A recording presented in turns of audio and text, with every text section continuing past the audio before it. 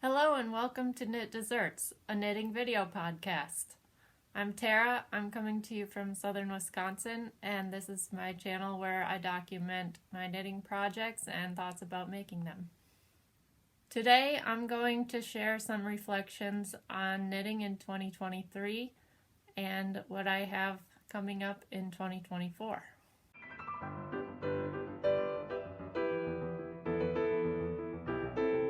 2023 did not go according to plan knitting-wise. I was really gung-ho about making my first full-size sweater. I was going to knit like a sweater every month and knit a bunch of different socks and figure out what fit I like in a sock and use up a bunch of my yarn stash. But right in the beginning of the year, my knitting came to a halt. Late in 2022, I developed some pain in my neck, elbows, and wrists, and I noticed that when I made a gripping motion, I felt like a weakness in my grip, and that happens when you're holding on to knitting needles. It happens when I was doing the dishes, when I was carrying my coffee cup from the back of the office to the front of the office. I was researching ergonomic coffee mugs with handles that distribute the weight better so that I didn't have as much wrist pain. It seems pretty silly now, but at the time I was having quite a crisis. And as you know, in America, the healthcare system is pretty hard to navigate, and not knowing what the problem was, I wasn't sure what kind of specialist to see. So I ended up drastically slowing down my knitting. I maybe only did 1 hour a week when I had a knitting group meeting or something like that.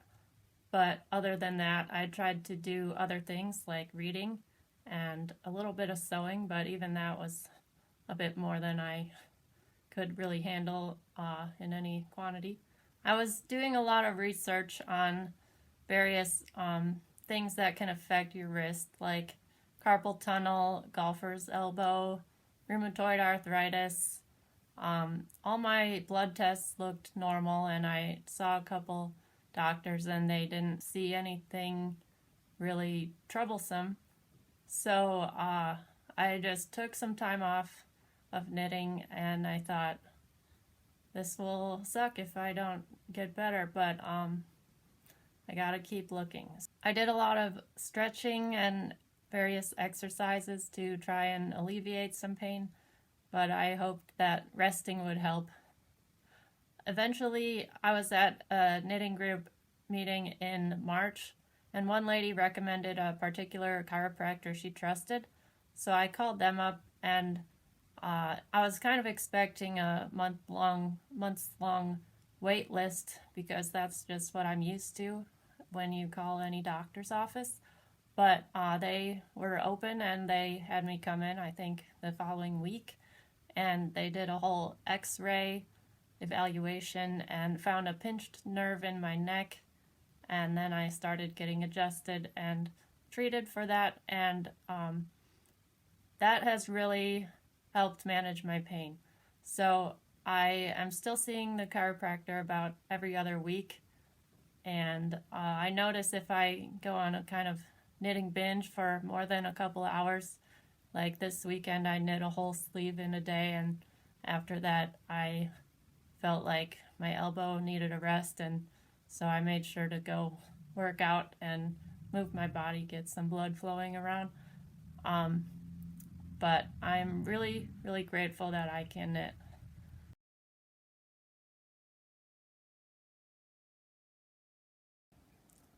All right, let's talk about some actual knitting. So, as I was recovering, I needed a project to test the waters to see if I was ready to jump back in. I had a trip to Seattle planned with my boyfriend, and it's about a 4-hour flight, so I needed some plain knitting, of course, and this did the trick.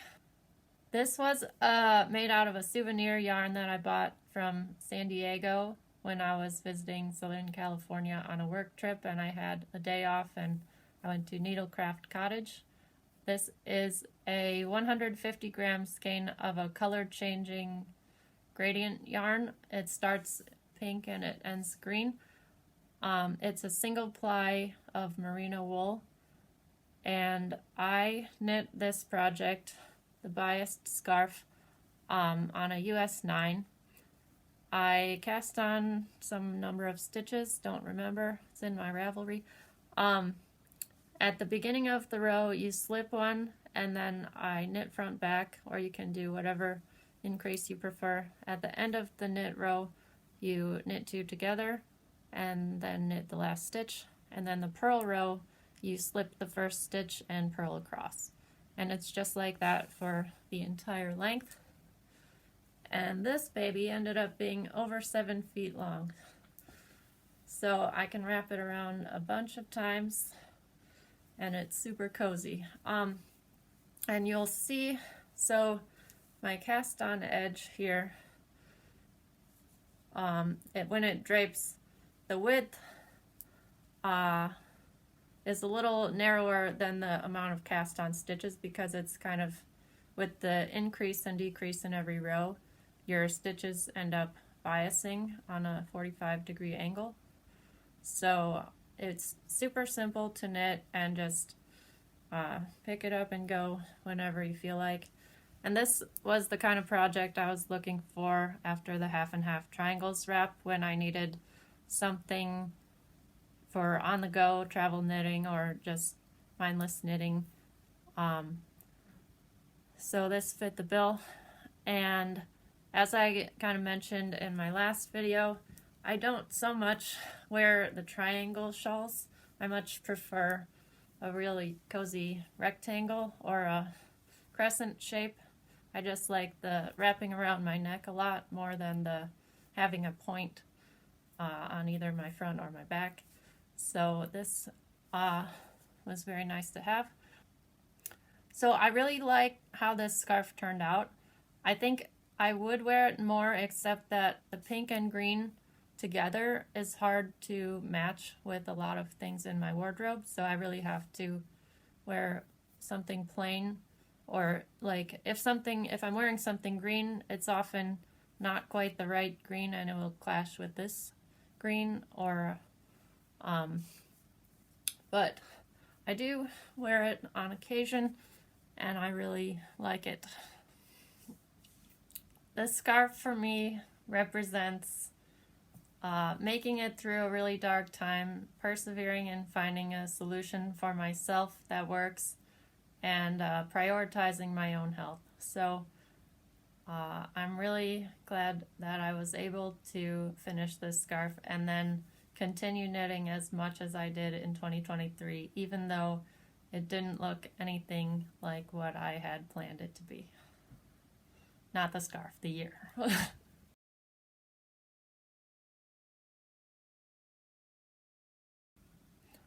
Okay, now the award for most worn project of 2023 goes to the Anticline mitts. This is a pattern by Emily Greene, and it's a twisted rib mitten with a fold over cuff, and it has some cabling there. This took forever to make, took like 3 months for me. I found it super tedious with the 1x1 twisted cables on a tiny needle, and just following the chart that's different in every row. But I've worn these just about every day since September. I think I cast them off, I immediately wore them. I hardly ever take them off. I love that the cuff folds up so I can have a nice finger covering if I'm going outside, and I love that I can just kind of pull it down my wrist if I need to use my hands for anything useful. And I need a million more of these, but if somebody wants to knit a pair of these for me, I would accept, because I probably won't knit this particular pattern again. I might knit a more plain twisted rib or just plain ribbed mitten, but yeah, that was a lot of effort. So if this ever falls in a parking lot, I don't know what I would do. And the yarn was Purl Soho Posy. It's a merino cashmere nylon sock yarn, and it's held up super well. It has occasionally small pills, but they're like easy to pull off. They don't fuzz up a lot, and they're definitely the yarn looks very brand new. I will say, like, the thing that I've noticed the most wear-wise is where it folds and my fingers fold. This kind of folds out a bit, but what are you gonna do? That's gonna happen with anything. So that's my award-winning most worn project of 2023.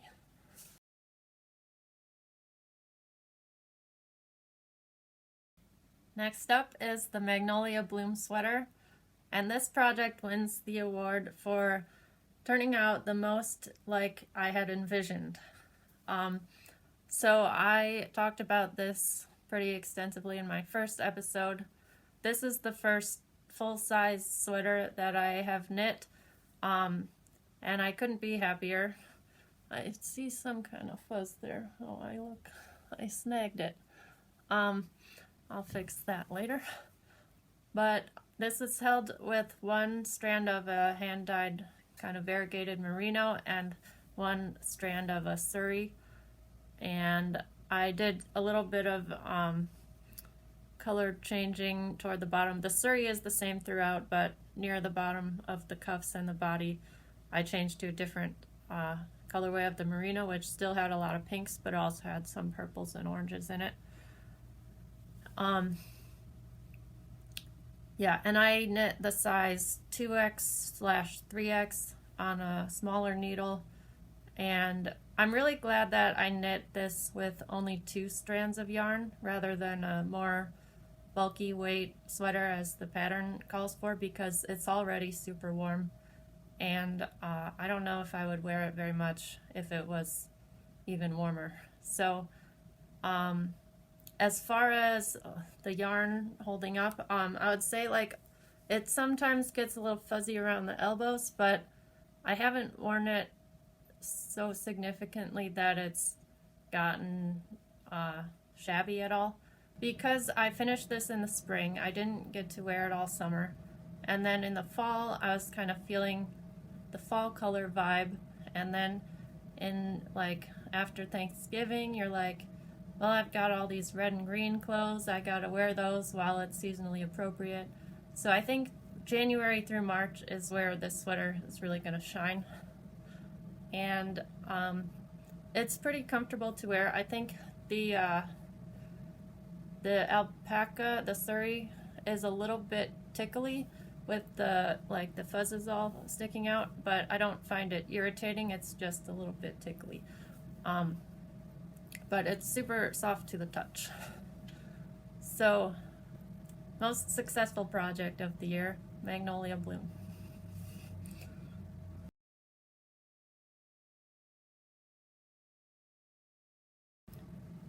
Project that wins the award for teaching me the most is this Levain cardigan by Synaptic Stitches. This was my first test knit, and I loved the community aspect of the test knit. It was kind of like a knit along and people asking questions and showing their progress along the way. And I liked seeing everyone's color choices and how they were doing with the pattern. I knit this in Knit Picks High Desert Sport yarn, and the red color I was afraid would kind of bleed into the white, so I was really careful with blocking in cold water. I used color catchers, and I fixed the red yarn with vinegar before I started knitting. So I didn't have any problems with bleeding. I wear this quite a bit, but I do find it kind of hard to match with things. For example, you can see I'm wearing kind of an off-white shirt, but it clashes with the off-white of the sweater. So I never know exactly what color to wear under this. But it's such a statement piece, I just put it on over anything and it will take the spotlight. So I really like how this turned out. and I think I am going to knit it again, but in a plain version without this wheat pattern. The one thing that I would change about this is making the collar 4 inches instead of 2 inches, which was part of the pattern, but I ran out of yarn, so I just made it as wide as I could. But it does mean that it's not quite wide enough up here to stay on my shoulders, and it kind of will slip off to the side a little bit. I tried not to make any modifications to the pattern as it was a test knit, but I did modify the length. I made the body shorter and the sleeves significantly longer. But I got quite confident in fixing brioche and reading what I was doing on each row of the chart, and if I made a mistake, I learned how to go back and pick up all the, even like these increased stitches and like all kinds of things. So I like Jenn's ethos of fearless knitting, and she spotlights a lot of small mills and local yarns in her patterns. So I like her kind of design philosophy, and I have at least 1 or 2 of her patterns in my queue for the future. I never know if I should say brioche or brioche, so I always do a little kind of in the middle. What do you say? Let me know.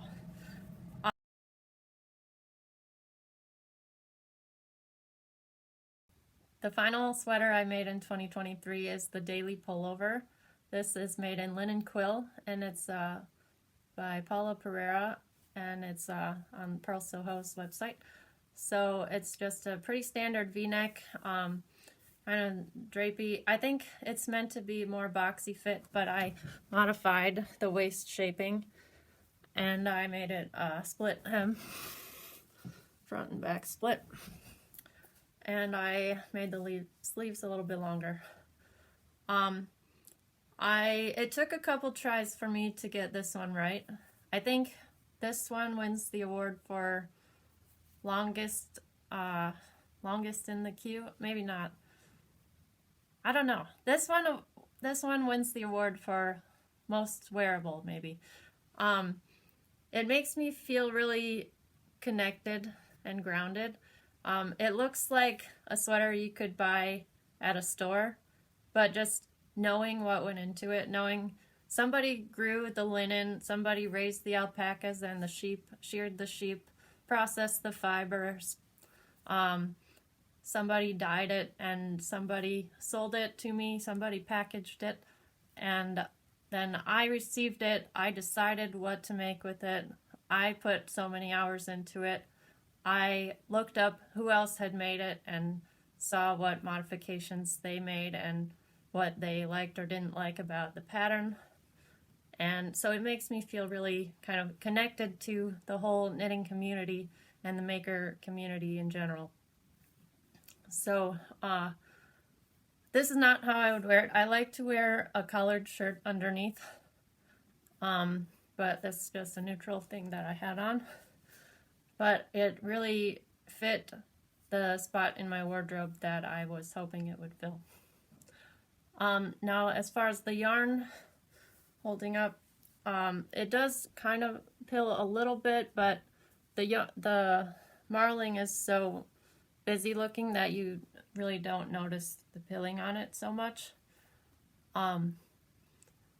So I would recommend this yarn and this pattern. And I also finished my set of linen quill miss items.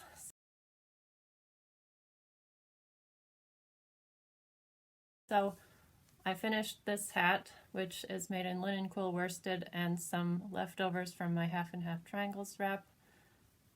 We had a little office holiday party at work, and there was like trivia and gift exchange and stuff, so I used some of that time to weave in a couple of my 1,000 ends, and that helped me get it completely done in time for Christmas. So I wore this sweater along with my half and half wrap and this hat on Christmas Eve, and it turned out to be a little too warm, so I ended up just wearing the undershirt I had under this, but nice to have regardless.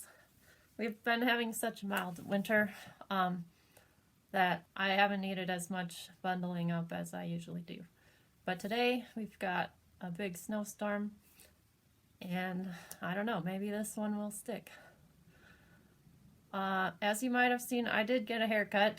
So I like having a little bit shorter hair in the winter because I feel that it's a little easier to manage with scarves. So like when I'm wrapping my scarf, my hair doesn't get trapped underneath, and it's just so dry it always feels staticky, and when it's super long it's like just going all over the place. So that's why I got a little bit shorter of a haircut, and I think it looks kind of cute with beanies.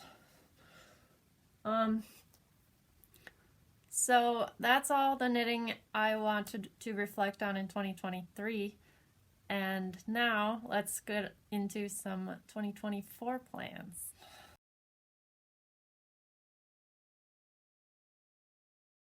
So my first goal for 2024 is no thrifting, no clothes shopping, and no impulse buying online.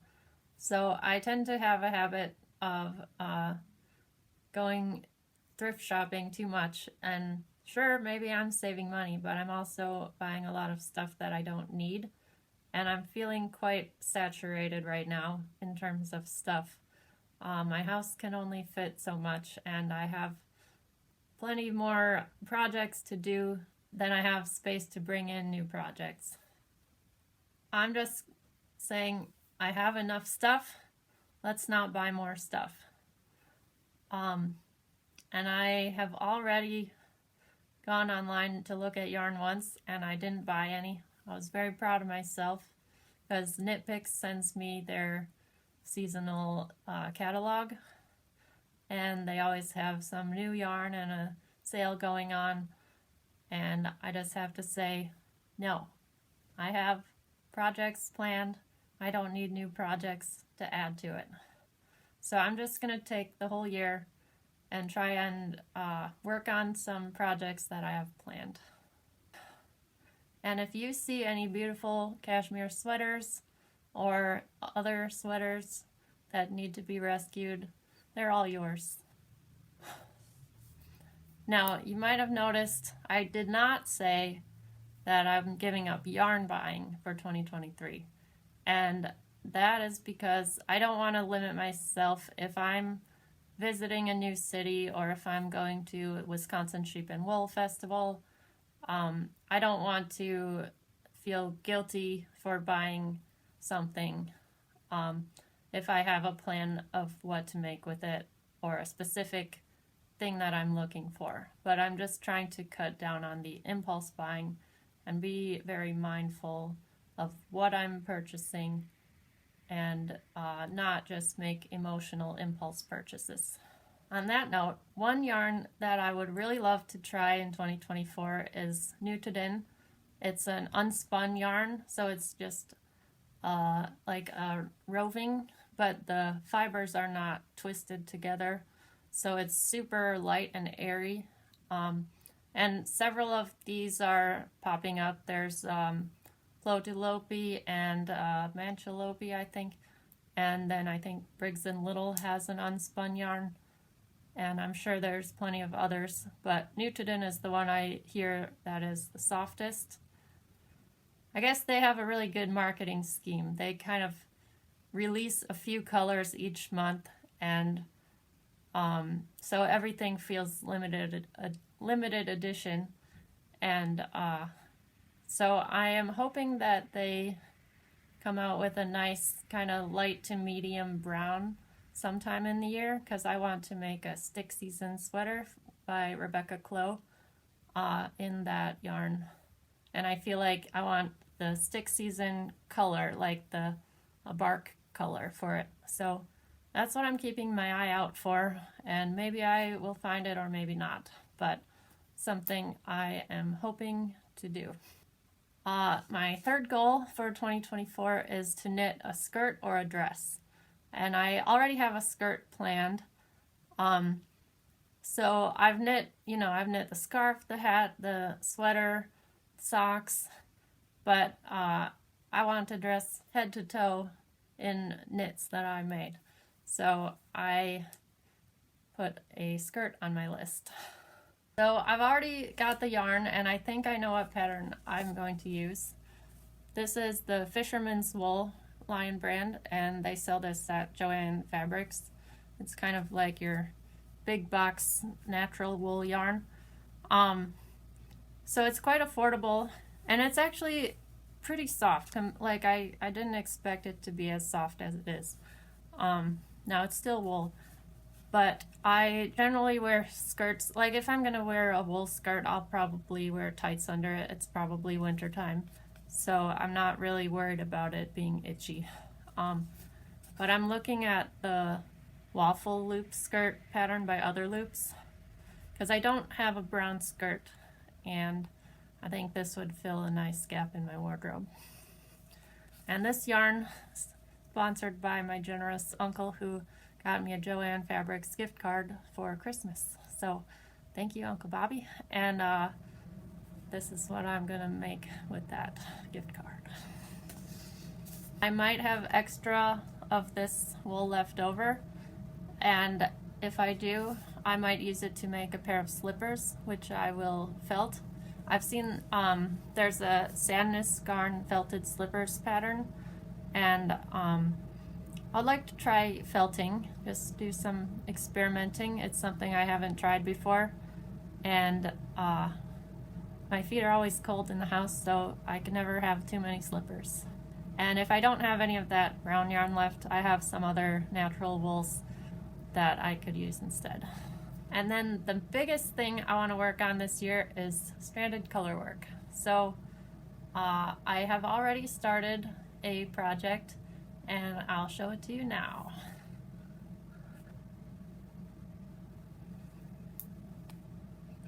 This is the Badger and Bloom sweater by Ann Bensel, and I think this is the perfect way to start my colorwork journey, because you can kind of see every row only has 2 colors, and it's only one color. Every other stitch is knit in the other color, so you don't have to carry any long floats. And it's knit at quite a bulky weight. This is using Camaro's Snifnug. As an American, I want to say Snifnug, but trying to do my best Danish there. Snifnug. So that means snowflake. And this yarn is delightful.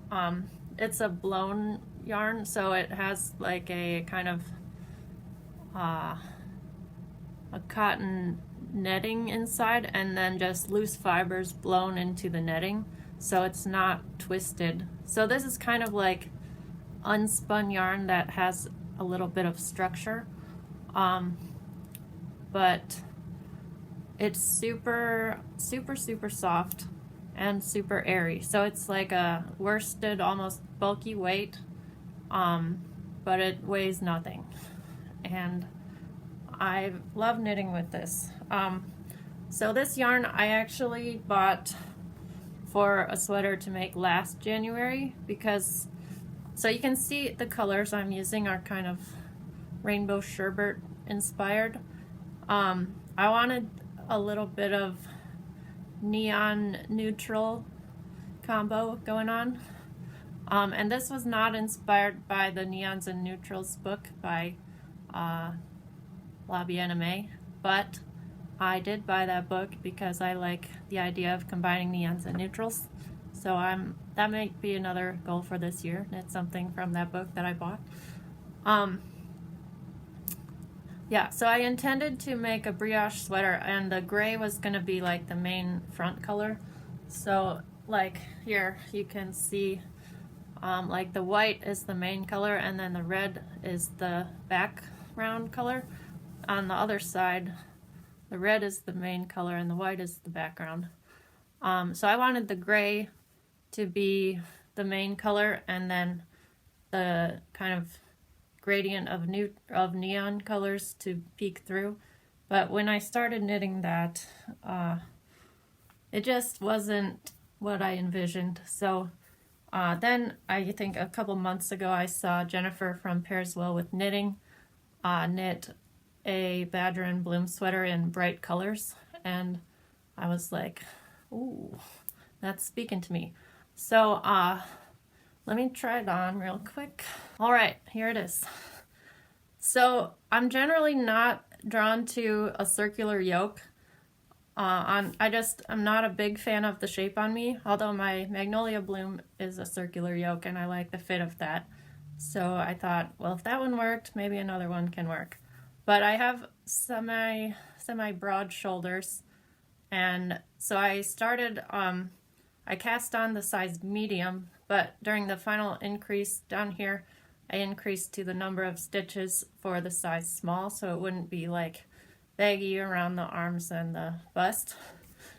And then I also, instead of, she does a twisted rib cuff, but I instead did like a stockinette folded hem. So you just knit like another however many rows and then pick up a purl bump inside and do a, like, knit that stitch together with the live stitch on your needle and bind off that way.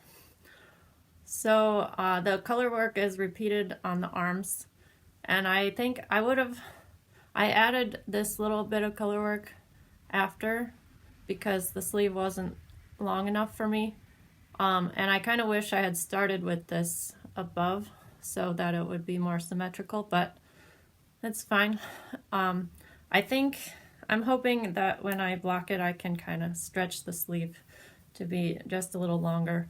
And it's a fine length, but being the cold-handed human that I am, I always want my sleeves this long. So, but I'm gonna have a lot of extra yarn of the colors, so I think I'll make some kind of matchy-matchy fingerless mitts with green and yellow, and then they can kind of look like a continuation of the sleeve, but it's not built into the sweater, so I can remove them or add them as necessary. So the sweater starts with a cast on, and then you do a couple of rows of twisted rib. I did half twisted rib, which means I knit the knit stitch through the back loop and knit the purl stitch as normal. And it has already kind of stretched out. When I first tried it on, it was pretty tight. But I just don't love I think I would prefer more of a tucked, folded stockinette collar. It might be a little more stretchy, and I think it would be more seamless looking than this kind of odd looking twisted rib. So I might do some sweater surgery when I'm done. So I have done both sleeves and I am on the body now. This knit up super fast. So the color work part was on a size 10 needle, and then the main body and sleeves are on a size 8. So I think it took me like maybe 3 or 4 evenings to knit the yoke, and I've never done stranded color work. But originally I have this like knitting, I think it's called a knitting thimble or something like that. So you can use this to guide your yarns. If you want to hold 2 yarns on one finger, this will hold it spaced apart. But when I tried using this, I found as I was knitting, like this just started kind of pulling down from the tension of the yarn, and then they would get tangled. And if I wanted to take a break and I took this off, then the yarn get all twisted around it, and it was just not that convenient. So instead I switched to a two-handed colorwork method, holding one strand in each hand. And when you knit colorwork, the color that floats along the bottom is going to be more dominant than the color on the top. So in the pattern, she specifies which color should be dominant, but I think you can just play around and it doesn't really matter which color is dominant. Now I'll say one thing that's kind of kept me humble. I don't know if you can see that I did 2 gray stitches here, so that messed up the colors in this whole row, but you can't even notice that really. So this pattern is very forgiving, and so far, yeah, I'm really excited to finish this. So at the end of February, I'm going on a ski trip to Crested Butte, Colorado, and I think this might be my après-ski sweater. I'm really excited. I'm like getting very inspired to knit a traditional Nordic colorwork sweater with the snowflakes and all the stuff. So I doubt that I will do something like that before the ski trip, so I think this is going to be my après-ski sweater. But maybe next year I'll go on another ski trip and I'll have a traditional Nordic ski sweater to wear at that time. All right, we've officially gotten quite dark outside, so I had to pop on the overhead living room light.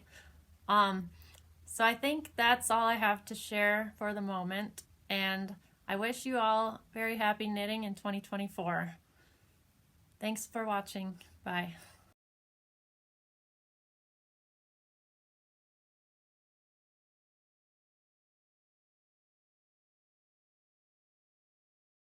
If you would like to know every detail about the yarn I used, what needle size, what modifications I made, and other projects that I didn't include in today's video, you can check out my Ravelry page linked in the description below.